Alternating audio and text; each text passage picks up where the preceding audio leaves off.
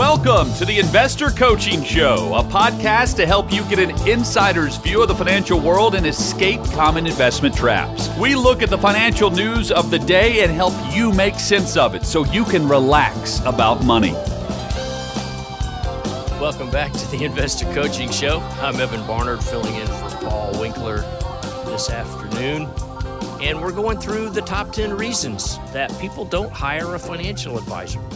As I said earlier, about 2/3 of the country don't use an advisor.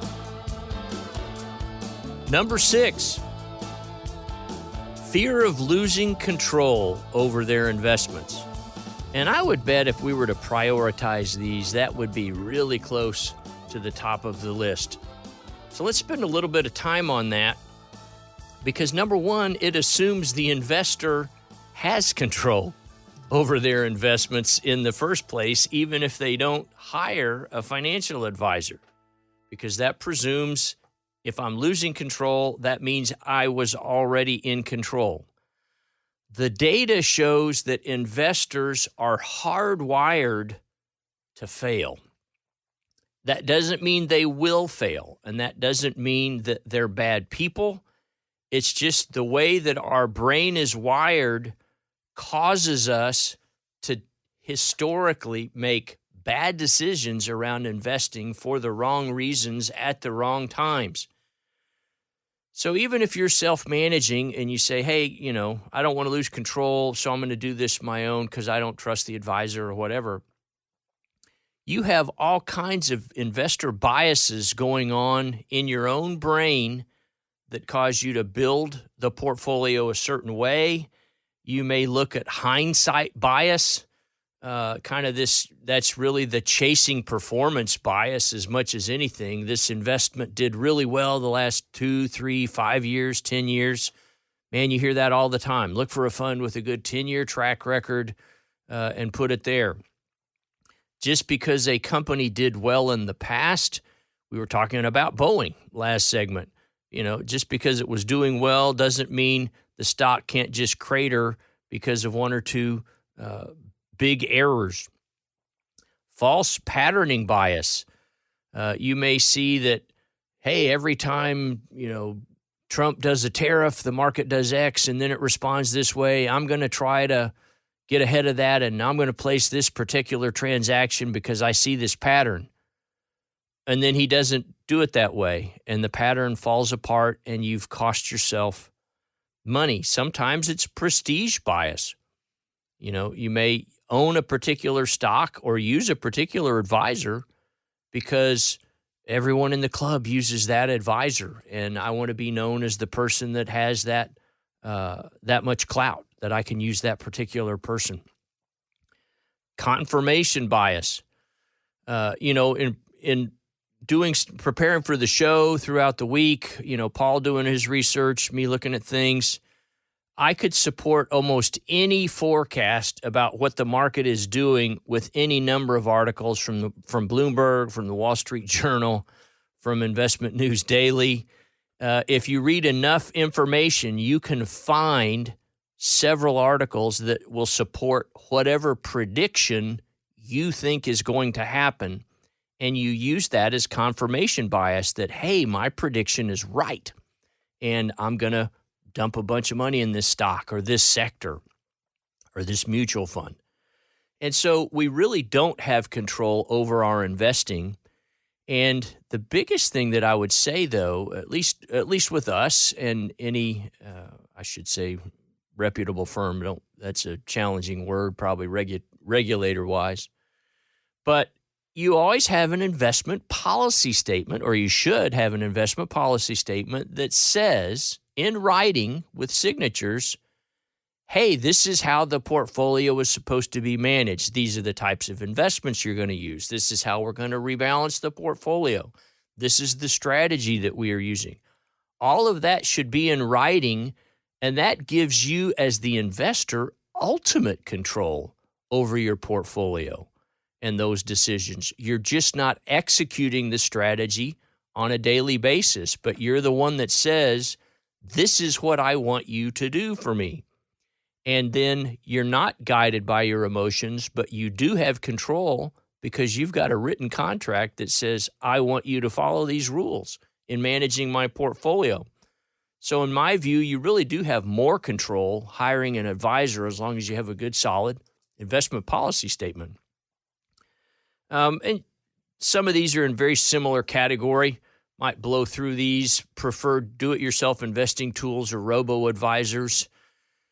Same thing. That may be exciting, but at the end of the day, if you have a robo-advisor, you build a portfolio and you give it some constraints, and the computer just trades your account.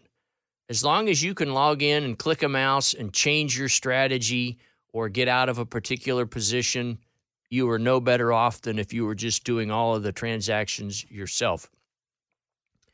Limited awareness of advisor services or benefits.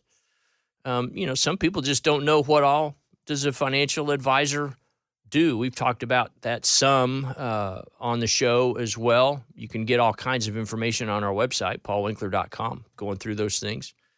But there's a whole range of issues that are totally separate from just the investing piece to help minimize taxes, make sure you've got all your risk management stuff, your insurance-y things in place, make sure you're taking advantage of all the company benefits you have, all those kind of things that sometimes fall by the wayside, and making sure that your estate is properly structured to go to the next generation. We'll talk about that for the rest of the hour when we come back. But, some of it is just a mistrust of institutions or advisors based on negative stories.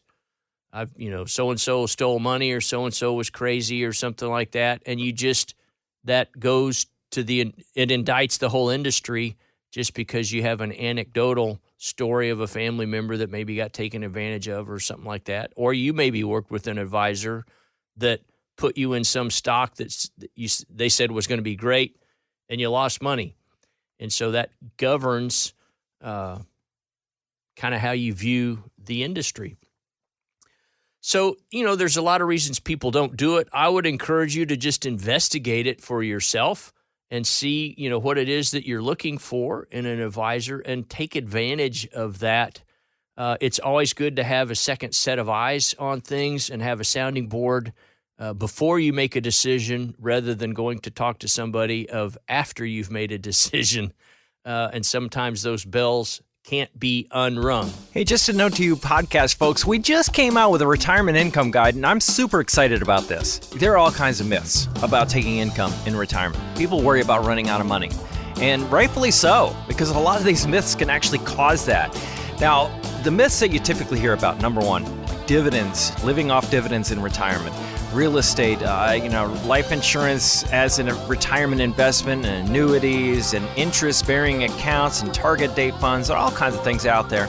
What I want to do is put something together that walks through why those things are problematic, number one. Number two, the other thing that I wanted to do is walk through the evidence-based research on taking income in retirement. And we got a ton of data going all the way back to 1900. What's the logic behind it? And it's intensely logical. So we put that together, and all you have to do to download that, making it super simple, just go to paulwinkler.com/relax, and you can actually get into that very easily right there. So I would urge you to do that. Check it out, because I think you're going to really like it. paulwinkler.com/relax. Evan Barnard filling in for Paul Winkler. As we close this out, kind of wrapping up on some estate planning things, a lot of these are musicians. I'm going to give you another couple of horror stories. Jimi Hendrix also died without a will in 1970, and he was just 27. And so I bring that one up, and Prince was actually pretty young too when he passed away, you're not too young to get a will. Now, I don't even think you can as a minor, but once you hit 18, you're certainly eligible to have some document for where do you want your stuff to go. And certainly if you've just started work, make sure you have beneficiary designations on your 401k as well.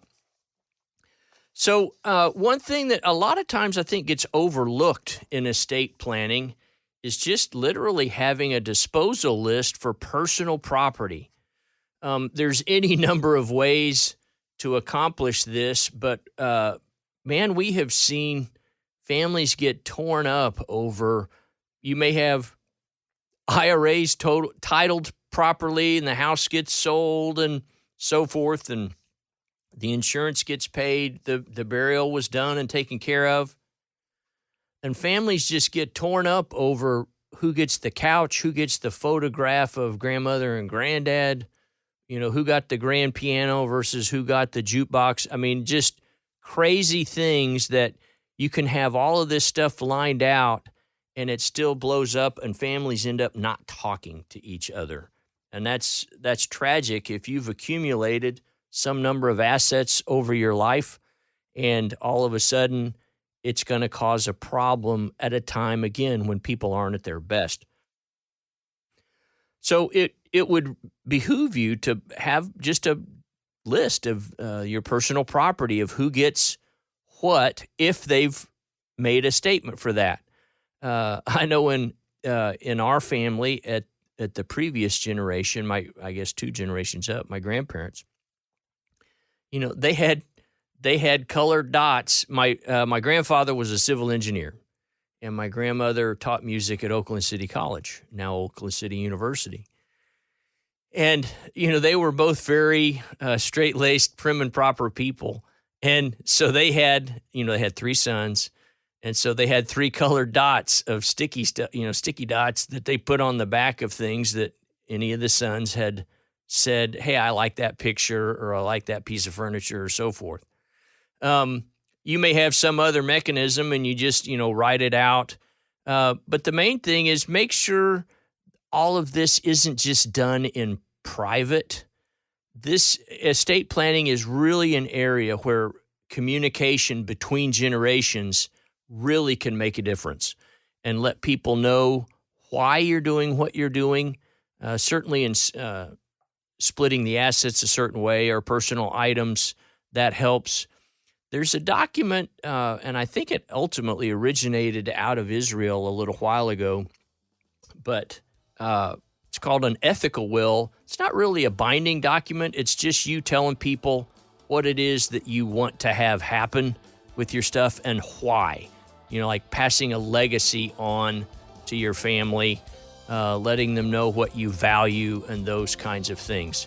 It's just a way to communicate one last time to extend your legacy. And we're starting to see those a little bit more. Certainly encourage you to look into that. Check with your attorney or check with your advisor and Google that. Get some stuff like that. Hey, this is Paul Winkler. Hope you enjoyed today's edition of the Investor Coaching Show. If you want to learn more about what we do, go to our website, paulwinkler.com. Until next time, I'm Paul Winkler, reminding you that I believe that more educated investors are more confident investors, and confident investors are more successful investors. Have a great one. Advisory services offered through Paul Winkler, Inc., an SEC-registered investment advisor. The opinions voiced and information provided in this material are for general informational purposes only and not intended to provide specific advice or recommendations for any individual. To determine what investments are appropriate for you, please consult with a financial advisor. Paul Winkler, Inc. does not provide tax or legal advice. Please consult your tax or legal advisor regarding your particular situation.